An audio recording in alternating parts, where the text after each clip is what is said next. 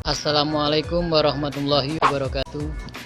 Halo anak-anak, jumpa lagi tentunya di channel edukasi pembelajaran. Masih bersama di Edu Media, Edi Edukasi Media, media pembelajaran yang asik dan menyenangkan.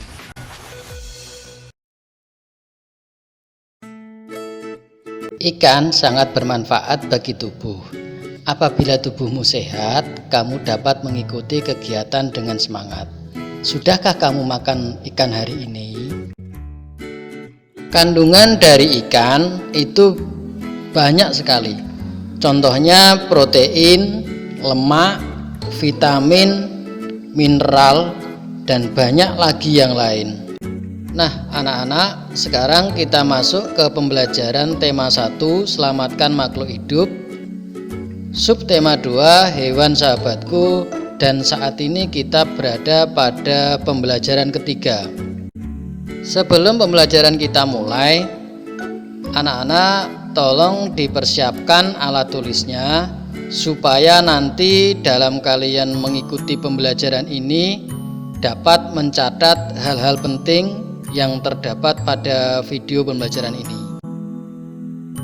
Pada pembelajaran pertama, kalian sudah banyak mempelajari jenis-jenis hewan dan cara perkembangbiakannya. Tentunya kalian masih ingat cara perkembangbiakan hewan ada berapa macam dan caranya bagaimana, tentu kalian pasti masih ingat. Nah, yang pertama, cara perkembangbiakan hewan yaitu secara generatif atau melalui perkawinan. Dan yang kedua, perkembangbiakan hewan secara vegetatif atau tanpa perkawinan. Perkembangbiakan hewan secara generatif itu ada 3 macam. Yang pertama, ovipar atau bertelur. Yang kedua, vivipar atau melahirkan. Dan yang ketiga, ovovivipar atau bertelur dan melahirkan. Nah, anak-anak, pada pembelajaran ini kalian nanti membuat peta pikiran perkembangbiakan hewan secara generatif yang nanti dalam bentuk diagram peta pikiran yang isinya pengertian, ciri-ciri, dan contohnya. Untuk membuat peta pikiran, langkah pertama yang kita lakukan adalah menentukan pola atau bagan peta pikiran yang akan kita buat. Nah, seperti contoh di bawah ini.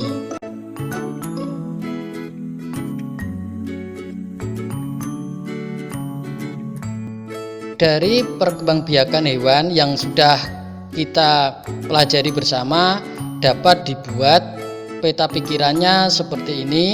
Yang pertama, dibuat kotak tengah perkembangbiakan hewan, kemudian ditunjukkan dengan arah panah. Yang pertama ovipar.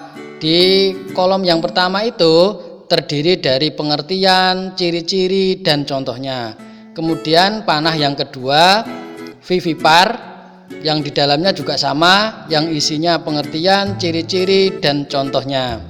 Kemudian yang ketiga juga sama, panah ketiganya dibuat kotak yang isinya ovovivipar yang terdiri dari pengertian, ciri-ciri, dan contohnya. Nah, anak-anak nanti bisa berkreasi, bisa memberikan gambar pada kotak-kotak atau kolom itu sesuai dengan contoh pada perkembangbiakan tersebut. Bisa kalian buat atau di kertas manila yang lebih besar ukurannya sehingga nanti hasilnya akan bagus.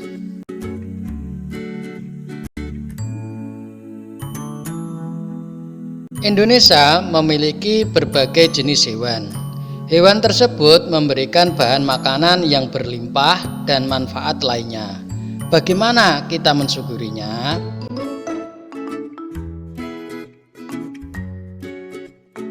Hari ini kamu akan mendengarkan lagi gurumu membacakan teks laporan dan nanti kalian akan mencatat fakta-fakta dan ide pokoknya.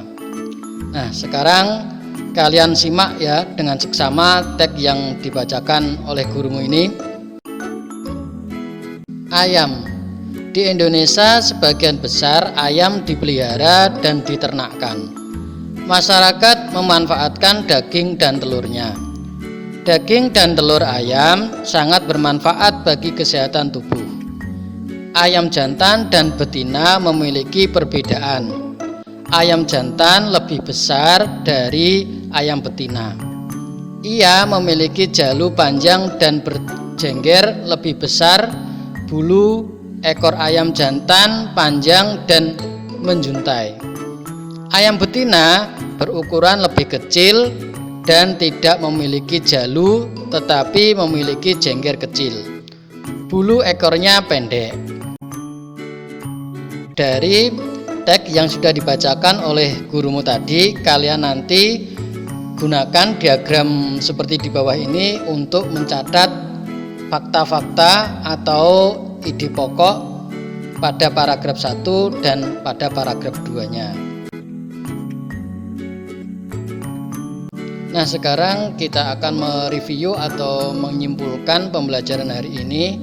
Tadi kita sudah belajar tentang yang pertama, perkembangbiakan hewan secara generatif ada 3 macam, yaitu ovipar, vivipar, dan ovovivipar. Dan dari 3 perkembangbiakan secara generatif itu, kalian nanti buat berkreasi sendiri, membuat peta pikirannya. Kemudian yang kedua, kalian tadi juga sudah belajar tentang membuat ide pokok atau menentukan ide pokok dari sebuah teks. Ide pokok atau gagasan utama adalah sebuah topik yang dibahas di dalam sebuah paragraf. Sebuah paragraf yang baik memiliki ide pokok dan beberapa kalimat penjelas. Ide pokok berfungsi sebagai topik pembahasan, sedangkan kalimat penjelas berfungsi untuk menjelaskan topik tersebut. Demikian pembelajaran kita hari ini. Semoga bermanfaat dan kalian dapat memahami materi yang telah disampaikan. Kalian tetap harus jaga kesehatan dengan istirahat yang cukup, makan makanan yang bergizi, dan keluar rumah dengan memakai masker. Terima kasih. Wassalamualaikum warahmatullahi wabarakatuh.